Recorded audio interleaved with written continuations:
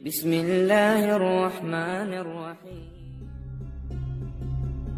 আসসালামু আলাইকুম ওয়া রাহমাতুল্লাহ।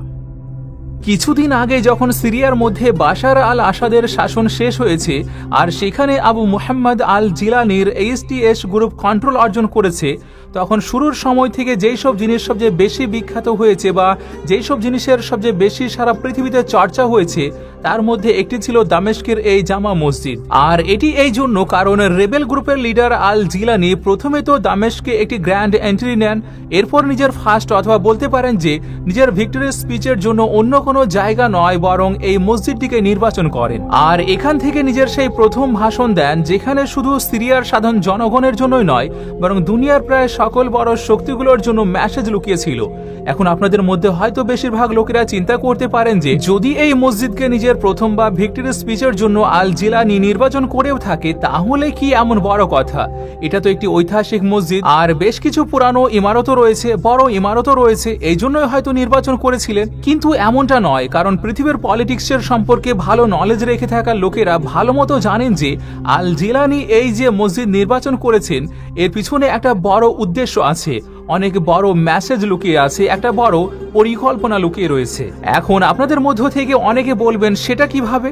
তাহলে সর্বপ্রথম আপনারা এটা বলুন যে আপনি এতটুকু তো জানেনও যে ইসলাম রিলিজিয়ানের সবচেয়ে মুকাদ্দাস মানে সবচেয়ে পবিত্র হলো মক্কা শহরে থাকা কাবা শরীফ, আর দ্বিতীয় সবচেয়ে পবিত্র জায়গাটি হলো মদিনা শরীফ, আর তৃতীয় নম্বরে রয়েছে বাইতুল মুকাদ্দাস। কিন্তু আপনাদের কি কেউ কখনো বলেছে বেশিরভাগ মুসলিম স্কলারদের মতে ইসলামের যে চতুর্থ সবচেয়ে পবিত্র জায়গা সেটা কোনটা? তাহলে চলুন এটাও এখনকার জন্য এখানেই থাকুক।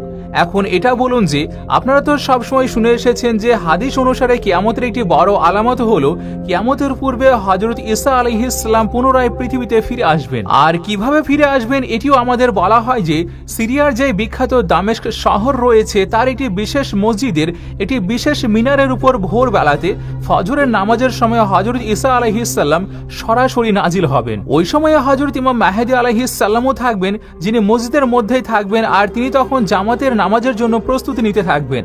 হযরত ঈসা আলাইহিস সালামকে দেখে ইমাম মেহেদী আলাইহিস সালাম নিজের বদলে তাকেই সামনে রাখার চেষ্টা করবেন, কিন্তু হযরত ঈসা আলাইহিস সালাম মানা করে দেবেন আর পরে হযরত ঈসা আলাইহিস সালাম ইমাম মেহেদীর পিছনে নামাজ পড়া শুরু করবেন। তাহলে আপনারা কি কখনো ভেবে দেখেছেন সিরিয়ার দামেস্ক শহরের মধ্যে এমন কোন বিশেষ মসজিদ রয়েছে আর ওই মসজিদের কোন বিশেষ মিনার রয়েছে যার উপর হযরত ঈসা আলাইহিস সালাম অবতরণ করবেন?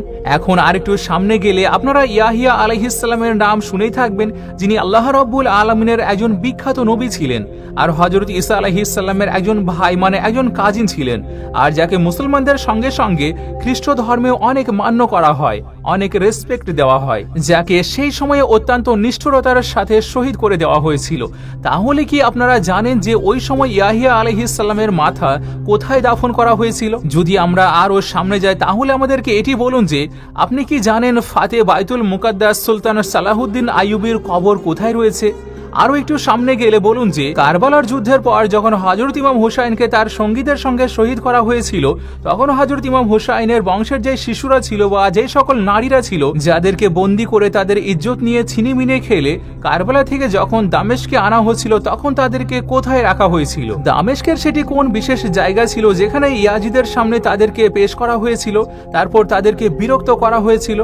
এছাড়াও হযরত ইমাম হুসাইনের মাথা ইয়াজিদের সামনে কোন জায়গাতে রাখা হয়েছিল? সেটি কোন জায়গা ছিল যেখানে ইয়াজিদ হযরত ইমাম হুসাইনের মাথা সাধারণ জনগণের সামনে রেখেছিল যাতে করে সে এর মাধ্যমে একটি বড় মেসেজ দিতে পারে? তাহলে আপনাদেরকে জানিয়ে রাখি যে এই সকল জিনিসের, এই সকল হিস্টোরিক্যাল প্রশ্নের শুধুমাত্র একটি উত্তর রয়েছে, আর সেই উত্তরটি হলো উমাইয়ার মস্ক, যাকে আরবিক ভাষায় আল জামিউল উমরি, আবার অনেক লোকেরা একে গ্র্যান্ড মস্ক অফ দামেস্কাসও বলে থাকে।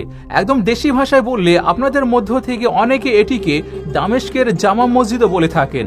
আর এটি সেই বিশেষ আর 1300 বছরের পুরানো ওই ঐতিহাসিক মসজিদ যার সম্পর্কে আমরা প্রথমে কথা বলেছিলাম, আর যে মসজিদ আল জিলানি নিজের ভিক্টরি স্পিচ দেওয়ার জন্য নির্বাচন করেছিলেন। শুধু সিরিয়ার সাধারণ জনগণের হৃদয়ে নয় বরং পুরো মুসলিম বিশ্বের মুসলমানদের হৃদয়ে এই মসজিদের কি গুরুত্ব রয়েছে, কি ভ্যালু রয়েছে, এই জিনিসটির সম্পর্কে আল জিলানী ভালো মতো জেনে গিয়েছেন। এখন যদি এই মসজিদের হিস্টোরিক্যাল ব্যাকগ্রাউন্ডের দিকে একটু লক্ষ্য করি, তাহলে জানা যায় যে সবচেয়ে বেশি সাহাবায়ে কিরাম, সবচেয়ে বেশি মুহাদ্দিসিন, সবচেয়ে বেশি মুফাক্কিরিন বা অন্য কোনো পদ্ধতিতে জড়িত অনেক মুসলিম স্কলার রয়েছেন, তারা মদিনার পর সবচেয়ে বেশি কোথাও দাফন হয়ে থাকলে আসলে এই দামেস্ক শহরেই আছেন। খিলাফতে রাশিদার পর যখন সালতানাতে বানু উমাইয়ার সময় শুরু হয়, তখন তারা এটিকে নিজেদের সেন্টার বানায় আর এই শহরটিকে নিজেদের রাজধানীও বানিয়েছিল। আর সালতানাতে বানু উমাইয়ার যে একজন বিখ্যাত শক্তিশালী শাসক ছিলেন আল ওয়ালিদ, তিনি 705 থেকে নিয়ে 715 খ্রিস্টাব্দের মধ্যে এই মসজিদটিকে স্থাপন করেছিলেন। নির্মাণের ক্ষেত্রে এটি আল ওয়ালিদের সবচেয়ে বড় ও সর্বশ্রেষ্ঠ কাজ হিসেবে স্মরণ করা হয়ে থাকে। এমনিতে তো ইন্টারেস্টিং বিষয় এটাও যে এই বিশেষ জায়গাটির গুরুত্ব এই মসজিদ তৈরির শত শত বা বলতে পারি 1000 বছর আগেও কায়েম ছিল। এই বিশেষ জায়গাটি নিয়ে দাবি করা হয় যে এটি সেই জায়গা যেখানে কোনো এক সময়ে হযরত আদম আলাইহিস সালামের দুই ছেলে মানে হাবিল আর কাবিল নিজেদের কোরবানি পেশ করেছিল। এছাড়াও এই বিশেষ জায়গাটি নিয়ে ইতিহাসবিদরা এটিও দাবি করে থাকেন যে হাজারো বছর আগে এটি সেই গ্রিকদের একটি ইবাদত ঘর ছিল যারা তারার ইবাদত করত। এরপর যখন রোমান এম্পায়ার এই এলাকার উপর কন্ট্রোল অর্জন করে, তখন তারা এটিকে সময়ের সঙ্গে সঙ্গে গির্জা ঘরে পরিবর্তন করে দেয় আর এইভাবে এটি খ্রিস্টানদের জন্য গুরুত্বপূর্ণ জায়গা হয়ে যায়। কিন্তু যেমনটা আপনাদের শুরুতে বলেছি, এর কানেকশন হযরত ইয়াহিয়া আলাইহিস সালামের সাথেও কানেক্টেড করে দেখা হয়, যিনি শুধু মুসলমানদের মধ্যে নয় বরং খ্রিস্টানদের ইতিহাসেও একটি আলাদা গুরুত্ব রাখেন। আপনাদেরকে জানিয়ে রাখি, যখন এই মসজিদ নির্মাণ শুরু হয়েছিল, তো যদি ইসলামিক ক্যালেন্ডার হিসেবে দেখেন তাহলে এটি হিজরি প্রথম শতকের সবচেয়ে বড় মসজিদ ছিল। এই মসজিদটি তৈরি করার জন্য শ্রমিক বা কারিগরের সংখ্যা হোক বা এর পিছনে ব্যয় করা অত্যাধিক বেশি পরিমাণে অর্থ হোক বা অন্যান্য যাই কিছু হোক না, তা সবকিছু উদাহরণহীন ছিল। এই মসজিদটি নির্মাণের জন্য যে সকল উপকরণ সংগ্রহ করা হয়েছিল তা আজকের সময়ের ভারত, পারস্য বা ইরান আর মরক্কো থেকে আনা হয়েছিল। এখানে অনেক সোনা এবং রূপারও ব্যবহার করা হয়েছিল। আর মিনার বানানোর জন্য মাটির এত বেশিতে খোঁড়া হয়েছিল যে মাটি থেকে পানি বেরিয়ে এসেছিল। মানে ওই সময় পুরো পৃথিবীতে এই মসজিদের কনস্ট্রাকশনের অনেক চর্চা হতে শুরু হয়ে যায়, অনেক উত্তেজনা ছড়িয়ে পড়ে, সেই জন্য দূর দূরান্ত থেকে মানুষ এটিকে দেখতেও আসতেন। এমনিতে তো এই মসজিদ আজও সিরিয়ার পরিচয় বহন করে থাকে, এটি তাদের গর্ব বলা হয়। আর এই পরিচয় এত মজবুত যে গুগলে র্যান্ডমলি আপনারা যদি সিরিয়া লিখেও সার্চ করেন, তাহলে আপনারা প্রথমে যেই 2-3টি ইমেজ পাবেন বা ছবি পাবেন, তার মধ্য থেকে একটি ছবি এই মসজিদেরই হবে।